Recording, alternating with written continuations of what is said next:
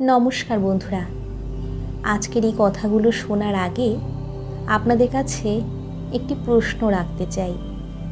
ধরুন আপনার বাড়িতে আপনার সবচেয়ে প্রিয় মানুষটি আছেন, মা, বাবা, সন্তান বা এমন কেউ যাকে আপনি খুব ভালোবাসেন।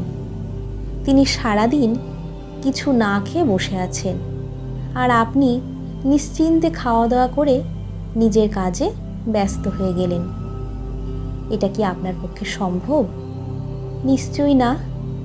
কারণ ভালোবাসা থাকলে মানুষ প্রিয়জনের কথা আগে ভাবে। কিন্তু বলুন তো, আমরা প্রতিদিন সকালে উঠে কত কাজ করি, রান্না করি, চা খাই, জল খাই, খাওয়া দাওয়া করি, কিন্তু দিনের মধ্যে কতবার মনে পড়ে আমার ইষ্টদেবতা কি আজ আমার কাছ থেকে একবারও ভালোবাসার নিবেদন পেলেন?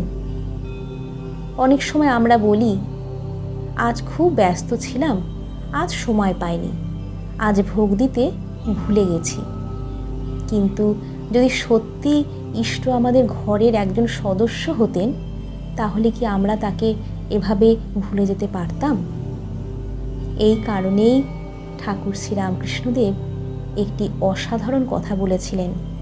ঠাকুর বলছেন, ইষ্টকে উপবাসী রাখতে নেই। বন্ধুরা, এই কথার মধ্যে শুধু ভোগ দেওয়ার নিয়ম নেই, লুকিয়ে আছে এক গভীর ভালোবাসার শিক্ষা। ঈশ্বর কি আমাদের দেওয়া ভাত, ফল বা মিষ্টির জন্য অপেক্ষা করেন? কখনোই না। যিনি এই সমগ্র বিশ্ব ব্রহ্মাণ্ড সৃষ্টি করেছেন, তার কি কোনো কিছুর অভাব হতে পারে? তাহলে ঠাকুর কেন এমন কথা বললেন? কারণ ঈশ্বর খাবার চান না, তিনি চান ভক্তের হৃদয়।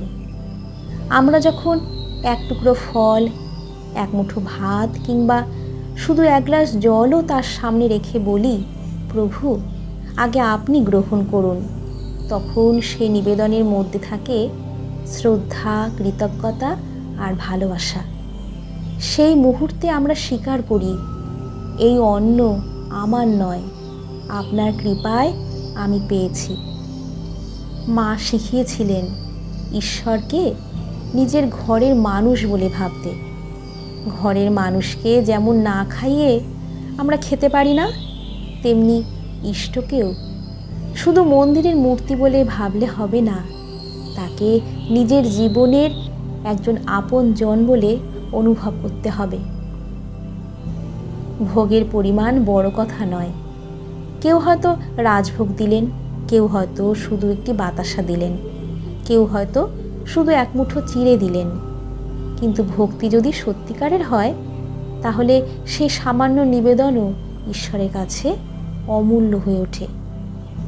তাই আজ থেকে আমরা একটি ছোট্ট অভ্যেস করি, চলুন খাওয়ার আগে এক মুহূর্তের জন্য চোখ বন্ধ করে বলি, ঠাকুর, মা, এই আহার প্রথমে আপনাদের নিবেদন করলাম, আপনারা আশীর্বাদ করুন। দেখবেন সেই ছোট্ট অভ্যেস ধীরে ধীরে আমাদের জীবনে ঈশ্বর চিন্তা বাড়িয়ে দেবে।